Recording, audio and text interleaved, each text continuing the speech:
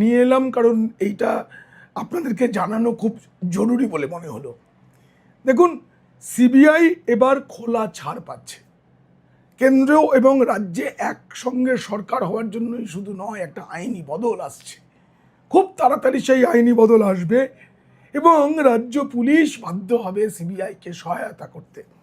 এই যে বিস্তারিতটা বলবো, একটু গলাটা ভেঙে গেছে বলে আপনাদের হয়তো একটু সমস্যা হবে, তার জন্য আমি একটু কথা কম বলে আজ অন্য পথে প্রতিবেদন শোনাবো বলে ঠিক করেছি। কারণ ভাইপোর দিল্লির বাবা বলে যে হুঙ্কার দিয়েছিলেন, তার কথাই সেই যে দিল্লির বাবা, তিনি এখন বাংলায়। আর তার উপস্থিতিতেই এক বড় পরিবর্তনের সূচনা হতে চলেছে, যাতে ভাইপোর বিপদ একেবারে দুয়ারে এসে গেছে। আমি ছবিও দেখাবো তার, সেই সঙ্গে এক অশরীরীর গল্প শোনাবো, আমি সেই অশরীরীর কথাও শোনাবো আপনাদের। যদি ভালো লাগে তবে অবশ্যই সাবস্ক্রাইব করবেন। শুরুতেই বললাম না, একটু অন্যভাবে শোনাবো। আজ কেন্দ্রীয় স্বরাষ্ট্রমন্ত্রী অমিত শাহ যখন কলকাতায়, তখন কয়েকটা পুরনো হুঁশিয়ারি তাকে শুনিয়ে নি। হ্যাঁ, অমিত শাহ এই প্রতিবেদন দেখবেন না, কিন্তু আপনারা তো দেখবেন, আপনারা বুঝতে পারবেন যে অমিত শাহ এগুলো শোনেননি বা জানেননি তা নয়, তিনি পাত্তা দেননি। তিনি জবাব তো এবার দেবেন। প্রথমেই শুনুন, নির্বাচনের প্রচারে হাওড়ার জগৎবল্লভপুরে কি বলেছিলেন পিসির ভাইপো। শুনুন সেটা, তারপর বিচার করুন কেন জগৎবল্লভপুরের মতো আসনেও বিজেপি জিতেছে, তৃণমূল নয়। শুনুন। গুন্ডারা এসে বলছে উল্টা করকে লটকা দেগা।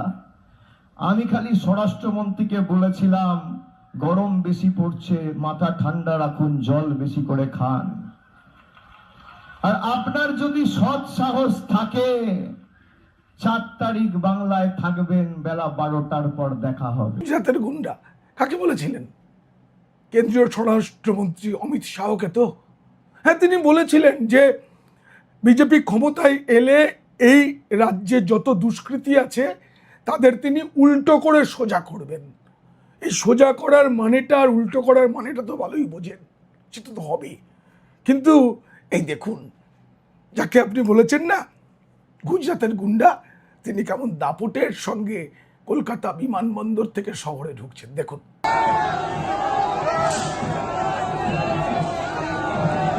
বলেছিলেন সৎ সাহস যদি থাকে তবে আসবেন, সেটা দেখাতেই তৈরি হয়ে এসেছেন। আমি জানাচ্ছি ভাইপো বাবুকে, আপনার ইচ্ছা পূরণ হবে। সিবিআই বড় পদক্ষেপের খোলা ছাড় পেয়েছে।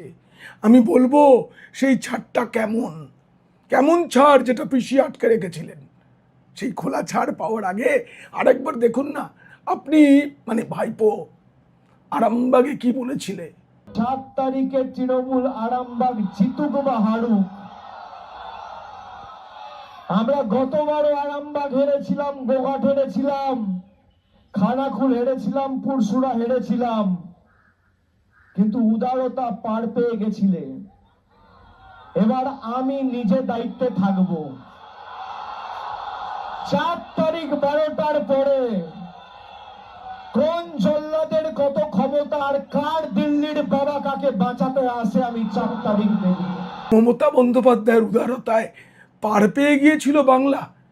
2021-এর সেই নিয়ন্ত্রণহীন সন্ত্রাসের কথা বাঙালি ভোলেনি।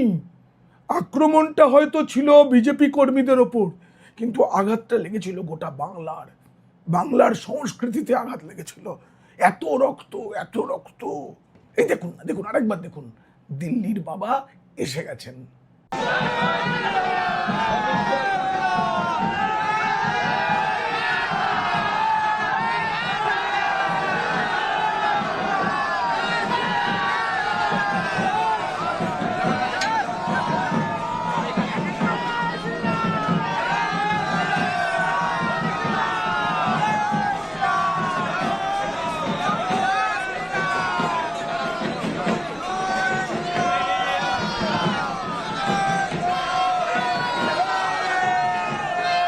আমাদের জলঙ্গিতে গিয়েছিলেন ভাইপো, সেখানে গিয়ে আরো গরম গরম কথা আপনাদের মনে আছে, কিন্তু আমি আলাদা করে বেছে রেখেছি তো, সৌজন্যে এবিপি আনন্দ।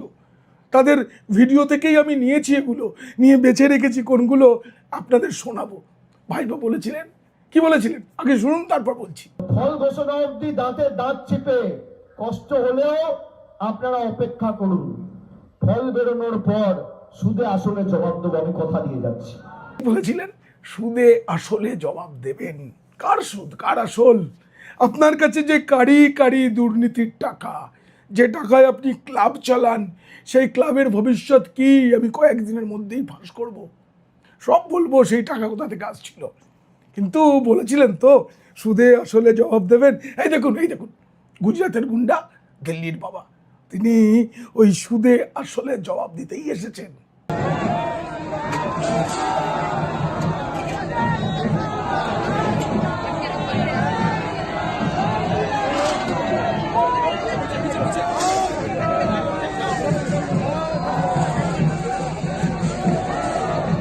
অমিত শাহের এই সফর তো কেন্দ্রীয় স্বরাষ্ট্রমন্ত্রী হিসাবে নয়, তিনি কোনো সরকারি কাজে আসেননি, দলের কাজে। কিন্তু এসেই তিনি দক্ষিণেশ্বরে পুজো দিয়েছেন সবার আগে। দক্ষিণেশ্বরে গিয়ে মা ভবতারিণীকে আরতি করে এসছেন, আসলে শক্তির আরাধনা করেছেন। এবার তো শক্ত হাতে শক্তি প্রদর্শন করতে হবে। বাংলার মানুষ শক্তি দেখিয়ে দিয়েছে। ভাইপো তুমি কোথায়? তুমি তো গৃহবন্দী ভাইপো। শান্তিনিকেতন নামের বাড়িটার দরজায় খিল এঁটে দিয়েছ। লোকের মুখে শুনছি সন্ধ্যের পর আলোও জ্বলছে না আর বাড়িতে। শুনেছি তো একটা লাখ টাকার ঝাড়বাতি আছে, ঝাড়বাতিটা জ্বলছে না মনে হয়। শান্তিনিকেতন রবীন্দ্রনাথ ঠাকুরের জায়গা।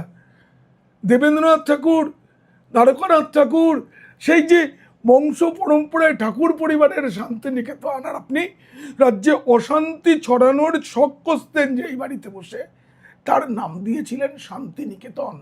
এটাও বাংলাকে, বাঙালিকে অপমান করা। সামনে দুর্গাপুজো হতো, সেই মণ্ডপে যাওয়ার রাস্তাটা বন্ধ থাকতো, কিন্তু দেখুন আজ কেমন ফাঁকা সেই বাড়ির সামনেটা। কলকাতা পুলিশের সেই ব্যারিকেডে নেই, নীল চেয়ারগুলো কেমন যেন একা একা দাঁড়িয়ে আছে। বড় মায়া লাগছিল ওই চেয়ারগুলোর জন্য। ওই চেয়ারে বসেই তো আপনাকে পাহারা দেওয়া হতো, কোনো প্রয়োজন ছিল না, আপনাকে কেউ মারতে যেত না, কিছু নয়। আপনি Z+ ক্যাটাগরির যে নিরাপত্তা পেয়েছিলেন, সেটা পাওয়া যায় যারা আক্রান্ত অতীতে হয়েছেন তাদের। আপনি তো কোনোদিনও এমন কিছুর মুখোমুখি হননি, আন্দোলনও করেননি, খালি বলেছিলেন গুজরাটের দাঙ্গাবাজ দিল্লির বাবাকেও নাকি আপনি দেখে নেবেন।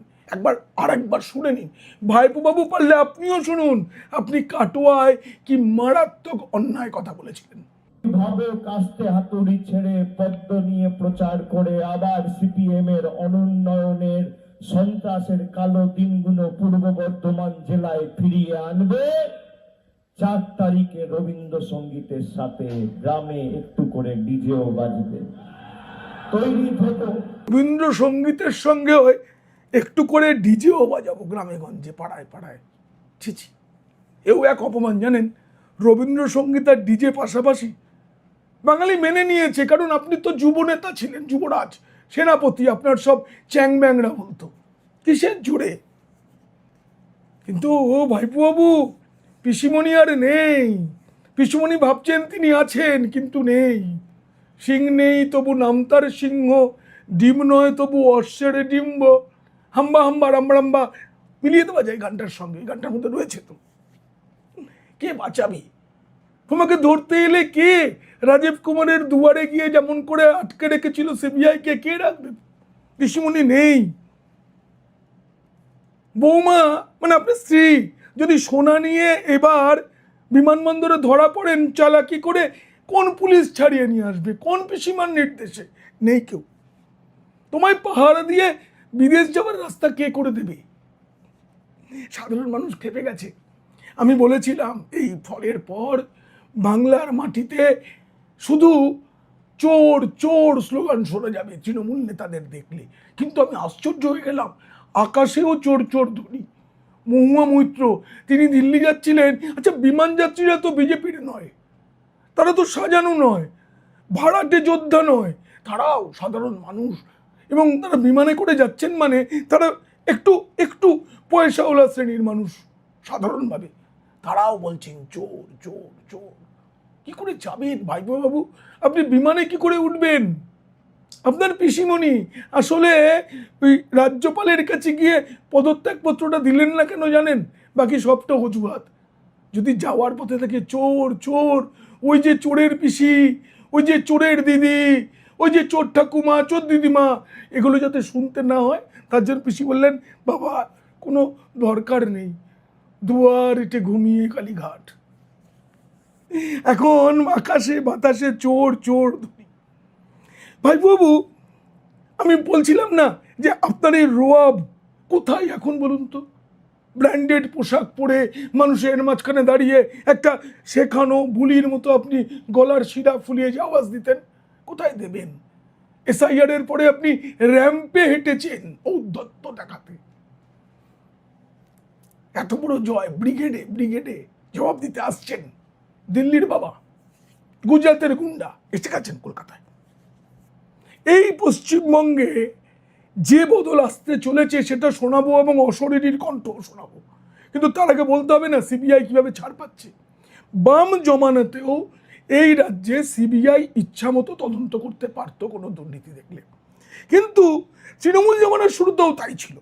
কিন্তু যেই মুহূর্তে ভাইপো বাবু পশ্চিমবঙ্গটাকে বেঁচে দেবার কারসাজি শুরু করলেন, খালি দুর্নীতি শুরু করলেন, তখন পিসিমণি দেখলেন সিবিআইকে সহজে এই রাজ্যে ঢুকতে দেওয়া যাবে না। তিনি কি করলেন? 2016 সালে দ্বিতীয়বার জিতে আসার পরে তিনি সিবিআইকে সাধারণ সম্মতি, মানে জেনারেল কনসেন্ট যে রাজ্য দিয়ে রাখে, সেটা বাতিল করলেন। বামেরাও করেনি কাজ, করেনি। এখন এই রাজ্যে আদালতের অনুমতি ছাড়া সিবিআই কোনো তদন্ত করতে পারে না। প্রতিটি সিবিআই তদন্ত যে চলছে সেগুলো সব আদালতের অনুমতি নিয়ে। এই যে নিয়মটা 2018 সালের 16ই নভেম্বর আমাদের সততার প্রতীক এই সিদ্ধান্ত নিয়েছিলেন, সিবিআইকে দুরকম কনসেন্ট দেওয়া যায়। দেশের সব রাজ্যেই জেনারেল কনসেন্ট দেওয়া থাকে, মানে প্রয়োজন হলে সিবিআই এসে তদন্ত করবে, কিন্তু এই রাজ্যের জেনারেল কনসেন্ট বন্ধ করে দেওয়া হয়। এখন স্পেসিফিক কনসেন্ট, মানে প্রত্যেকটা তদন্তের জন্য রাজ্যের কাছে সিবিআইকে অনুমতি নিতে হবে। যদিও সিবিআই সেটা পায় না, অনেকবার অনুমতি চেয়ে, তারপরে আদালতের নির্দেশে সিবিআই তদন্ত চলছে। যেগুলো যেগুলো চলছে তার মধ্যে এসএসসির চাকরি, প্রাথমিকের চাকরি, পুরনিয়োগের চাকরি, সব চলছে, কিন্তু চলছে, কাজ চলছে। এগুলোর এবার জেনারেল কনসেন্ট থাকবে। বিজেপি ঠিক করে নিয়েছে, ক্ষমতায় বসার পরেই পুরনো নিয়ম ফিরে আসবে, এই রাজ্যে স্বাধীনভাবে কাজ করবে সিবিআই, এই রাজ্যে স্বাধীনভাবে কাজ করবে। দিল্লি পুলিশ এস্টাবলিশমেন্ট অ্যাক্ট 1946-এর অধীনে সিবিআই কাজ করে, তাতে রাজ্যের সম্মতি নিতে হয়, নিতেই হয়, এটাই নিয়ম। কিন্তু সাধারণ সম্মতি আর বিশেষ সম্মতির মধ্যে একটা তফাৎ আছে। এবার সেই তফাৎটা ঘুচে যাবে এবং বিজেপি সরকার গঠন করেই যখন পূর্ণ স্বাধীনতা দিয়ে দেবে, আর যদি নাও আইনের বদল আনে অসুবিধা নেই, ডবল ইঞ্জিন সরকার তো। কেন্দ্র যদি সিবিআইকে বলে রাজ্য তো বাধা দেবে না, রাজ্য যদি সিবিআই চায় কেন্দ্র তো বাধা দেবে না। বুঝতে পারছেন দুয়ারে বিপদ কেমন কড়া নাড়ছে, ঠক ঠক করে কড়া নাড়ছে। বলছে, ভাইপো বাড়ি আছো? না না না, আপনি দরজায় খিল এটেই বসে থাকুন। এইবার আপনাদের শোনাবো সেই অশরীরীর কণ্ঠস্বর। শুধু কণ্ঠস্বরটা শোনাবো, তার কারণ সেখানে যে মুখভঙ্গি ছিল সেটা ভয়ঙ্কর। ছবিটা দেখুন, যিনি 1 সেকেন্ডে সব 12টা বাজাবার কথা বলেছিলেন তিনি। সেই অশরীরীর কণ্ঠস্বরটা আপনারা শুনুন, আমিও শুনছি। অন্যায়ের বিরুদ্ধে ব্যবস্থা যে না নেবে সে বুঝতে পারবে আগামী দিন তো আমরাই থাকবো, তখন আমরা দেখে নেব, ভোটের পর তো সব পালাবে, তখন বলবে আর কিছুদিন সেন্ট্রাল ফোর্সকে রেখে দাও, আর কিছুদিন সেন্ট্রাল ফোর্সকে রেখে দাও যেন আমাদের বাঁচিয়ে দেয়। তারপর দেখুন, ভাইপো খালি বলেছিল 4 তারিখের পরে এই হবে ওই হবে, আর বেশি। যিনি রাজ্যের মুখ্যমন্ত্রী এখনো তার সোশ্যাল মিডিয়ায় লেখা রয়েছে অনারেবল চিফ মিনিস্টার, নিজেকেই নিজে অনার দিয়েছেন, দিন। কিন্তু ভাবুন তো, সত্যি যদি বাংলায় আজকে যে ফল হয়েছে তার উল্টোটা হতো, প্রাক্তন মুখ্যমন্ত্রী যে কথাগুলো বললেন সেই কথায় যে করতালি শোনা যাচ্ছিল সেগুলো তো দুষ্কৃতীদের, তাদের তাণ্ডব এতক্ষণে শুরু হয়ে গেছে। 2021 সালে এক ব্যাপক সন্ত্রাস চলেছে রাজ্যে, লক্ষ লক্ষ মানুষকে ঘরছাড়া হতে হয়েছে, হাজার হাজার মানুষের বাড়ি নষ্ট হয়েছে, 50 জনেরও বেশি বিজেপি কর্মীর মৃত্যু হয়েছিল। তখন কিন্তু এরকম হুঁশিয়ারি ছিল না, তাতেও এটা হয়েছিল। এবার যদি এই হুঁশিয়ারির পরে হিন্দুরা ঐক্যবদ্ধ হয়ে এই সরকারটাকে না ফেলে দিত, তাহলে বাংলার কি হতো একবার ভাবুন। পিসি ভাইপোর তাণ্ডব থেকে বাঁচতে পারতো না বাংলা, বাঙালি, বাংলার সমর্থকরা। বিজেপি কর্মীদের তো কথাই নেই। ঈশ্বরের অশেষ কৃপা যে এবার হিন্দুরা সংঘবদ্ধ হয়ে 82% হিন্দু একজোট হয়ে ভোট দিয়ে এই পশ্চিমবঙ্গকে বাঁচিয়ে দিয়েছে। শ্যামাপ্রসাদ মুখোপাধ্যায়ের পশ্চিমবঙ্গ বেঁচে গেছে, রবীন্দ্রনাথ স্বামীজির পশ্চিমবঙ্গ